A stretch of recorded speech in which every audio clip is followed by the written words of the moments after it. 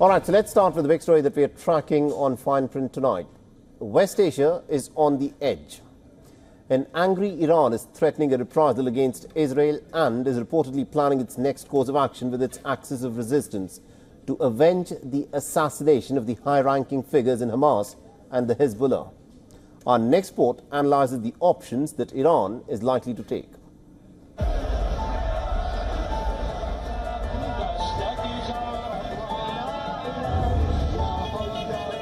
The assassination of Hamas leader Ismail Haniyeh on Iranian soil has been particularly embarrassing for Tehran, revealing Israel's capability to strike within Iran's borders. The assassinations have intensified the urgency for Iran and its allies to respond effectively while avoiding a full-blown regional war. Iran is meeting its proxies to decide upon its next course of action. Iran's network of allied groups spans multiple countries, including Hezbollah in Lebanon, Palestinian Islamic Jihad, and Hamas in Gaza, Shiite militias in Syria and Iraq, and the Houthis in Yemen. Hezbollah, often considered the crown jewel of Iran's proxy network, boasts an impressive arsenal of precision rockets and drones, claiming the ability to strike any part of Israel. Hezbollah's rocket stockpile, estimated to be around 100,000, is complemented by thousands of battle-hardened fighters. Since the outbreak of the Israel-Hamas war, the Lebanon-based group has been launching rockets into northern Israel, maintaining pressure on multiple fronts. The scope of Iran's influence is evident in its backing of the Houthi rebels in Yemen, who have launched ballistic missiles at Israeli targets and continue to challenge U.S. naval forces in the Red Sea, disrupting crucial maritime routes. Additionally, Iran supports various militias which back the Syrian regime of Bashar al-Assad, allegedly using Syrian territory as a conduit for weapons shipments to Hezbollah in Lebanon. In Iraq, Kataib Hezbollah, a constituent of the Islamic resistance, is Iran's biggest backer. It has been involved in several violent incidents and attacks against U.S. and coalition forces in Iraq. While Israel has been attacking Iranian proxies, its ally, U.S., is deep entrenched in West Asia with its multiple air bases. There are also 12 American warships in the region, including the USS Theodore Roosevelt aircraft carrier. The Biden administration has promised support for Israel but urges restraint from all sides. The current crisis bears striking similarities to the April confrontation when Israel's strike on an Iranian consular building in Damascus, killing 2 Iranian generals, nearly sparked a full-scale war. Iran's unprecedented direct retaliation against Israel was ultimately contained through diplomatic efforts. Now, as tensions reach a fever pitch once again, the big question is, will back-channel negotiations cool tempers and prevent a wider war?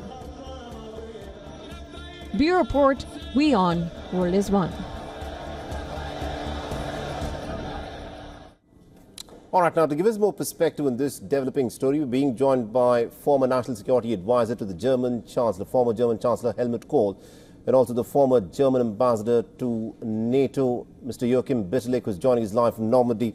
Ambassador Bitterlich, now this is something that's going to be talked about a lot in the aftermath of the assassination of the Hamas leader Ismail Haniyeh in Tehran. Iran has said that it will retaliate. What options do you think Iran has in front of it? Well, it seems that the Middle East is what we could call in a trap of vengeance or a trap of retaliation.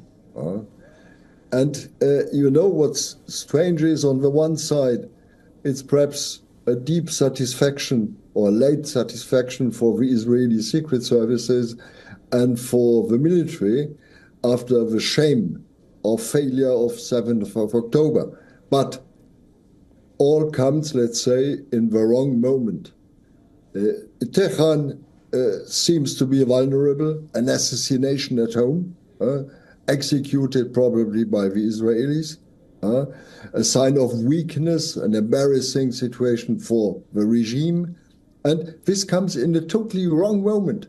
Because some weeks ago, please remember, when the new president of Iran has been elected, there was some hope of, let's say, of finding a modus vivendi with this regime, an opening of a regime, new negotiations with this regime. And now this has been totally destroyed because the new president has to show, let's say, a harsh reaction to remain, let's say, in power, if you want. Right. Therefore, what we could do under these circumstances is, and this again is a real problem. Right. It's the US should help, yes. The Saudis and the Emirates should help to put, let's say, the parties, in my personal view, directly at a table of negotiation to produce what we could call a modus vivendi to some extent in the Middle East. Right, it's interesting you mentioned that. Now, just a follow-up to that. The last time round, the Israelis carried out an attack on an Iranian embassy in Damascus, killing some of the top IRGC leaders. Iran responded by a rocket, missile and a drone attack on the state of Israel. Can we expect something on those lines by the Iranians this time round? I've doubts whether the Iranians would do this, would have the same reaction, because we have seen the result, a really extremely limited result, and they know exactly that they are vulnerable at home. And there is the real question: what will be the evaluation at the end of Tehran? What to do under the given circumstances? They have to do something, yes, something concrete, even something which is really hitting the Israelis. Yes, they have to do it. It's clear.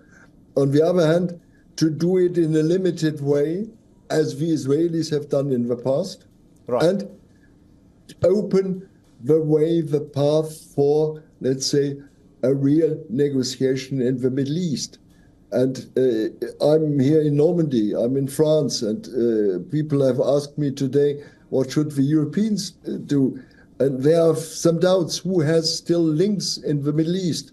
Netanyahu is an extremely difficult chap. I've met him for the first time 28 years ago, when he was entering really into the political scene. He has always been one of the most difficult, I say, partner or negotiator for us. But in that period, at least the Germans were the intermediates between Israel and Hezbollah.